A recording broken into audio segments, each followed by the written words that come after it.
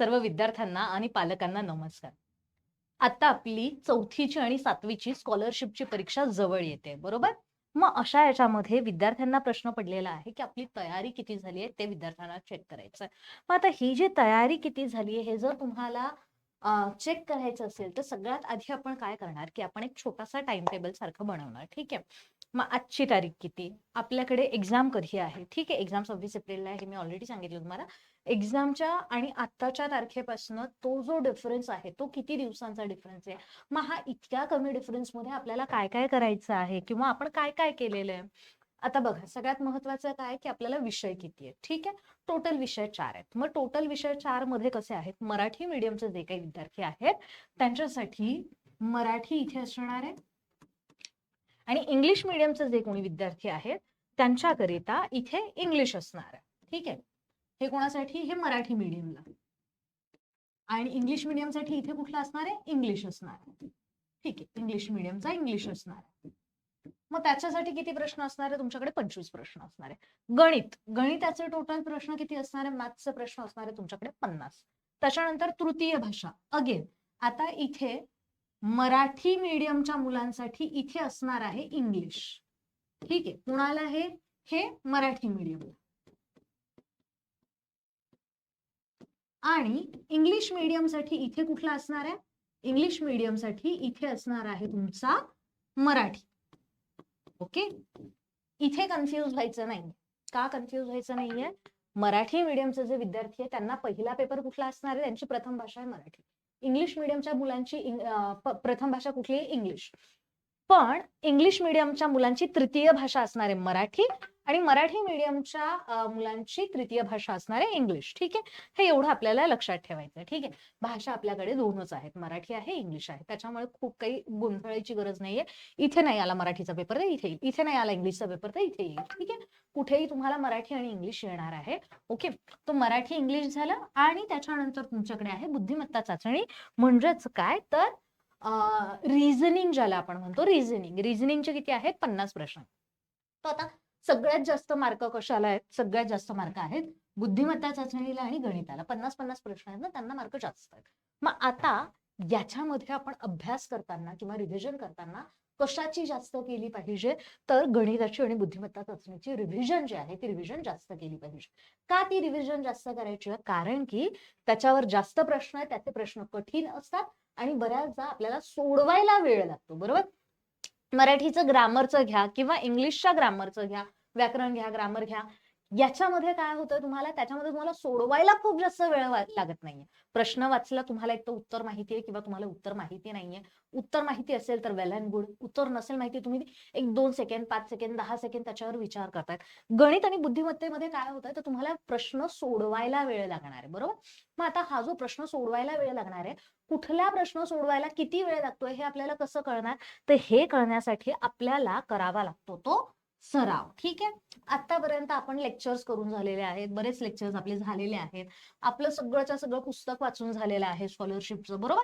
मग आत्ता वेळ कसली आहे, तर आत्ता वेळ आहे सरावाची. सराव करण्याची आता तुम्हाला गरज आहे. आता उरलेले जे काही दिवस आहेत तुमच्या हातामध्ये, त्याच्यामध्ये तुम्ही गणिताचा आणि बुद्धिमत्तेचा दररोज 2 तास गणित, 2 तास बुद्धिमत्ता. ठीक आहे, एवढा सराव जर तुम्ही केला तर तुम्हाला इथे पासिंगला लवकरात लवकर तुम्ही पुढे जाऊ शकताय किंवा तुम्ही क्वालिफाय होऊ शकताय, स्कॉलरशिप जी आहे ती तुम्हाला मिळू शकते, बरोबर?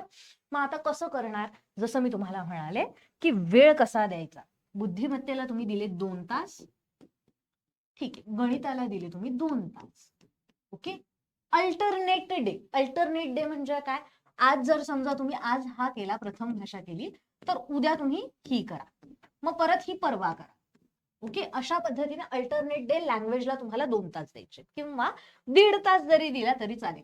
लँग्वेजला तुम्ही किती देताय, 1.5 तासाचा वेळ अल्टरनेट डे जरी दिला तरी तुमच्यासाठी सफिशियंट आहे. म्हणजे दिवसभरात तुम्हाला किती अभ्यास करायचा आहे, 5.5 तास तुम्हाला स्वतःचा सराव करायचा आहे, अभ्यास करायचा आहे. ठीक आहे, मग आता हा सराव कुठल्या पद्धतीने झाला पाहिजे, नुसतं वाचन करायचं आहे का, तर नाही. आता सरावामध्ये वाचन करायचं नाही, मग नुसते लेक्चर्स बघायचे आहेत का, नाही. आता तुम्ही काय करायला पाहिजे, तर प्रश्न सोडवले पाहिजेत, बरोबर?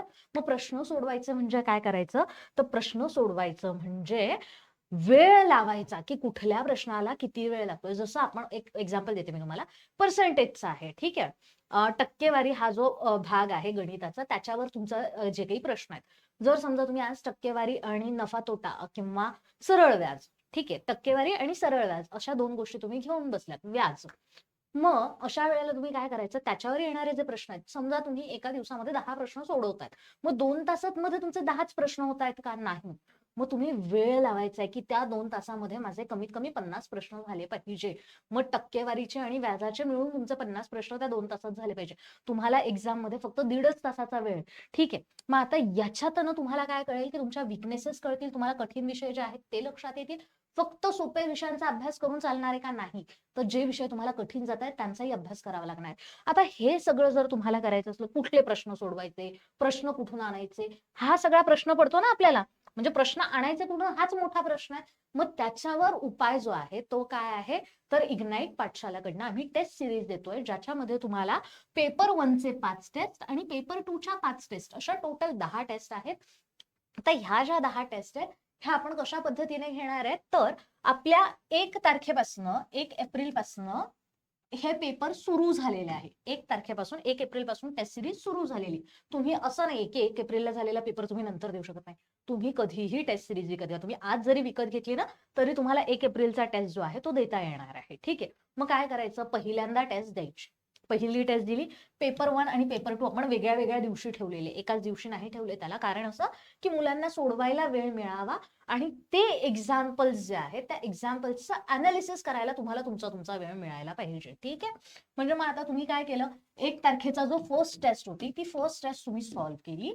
ती फर्स्ट टेस्ट सॉल्व्ह केल्यानंतर आम्ही लगेच तुम्हाला मार्क सांगणार. तुम्ही सबमिट केले की तुम्हाला मार्क कळणार आहे. ठीक आहे. फक्त मार्कच नाही कळणार आहे, तर तुमचे काय काय चुकलेले आणि जे चुकलेत त्यांचं सोल्युशन्स काय ते सुद्धा तुम्हाला लगेच तिथल्या तिथे सांगितलं जाणार आहे. ठीक आहे.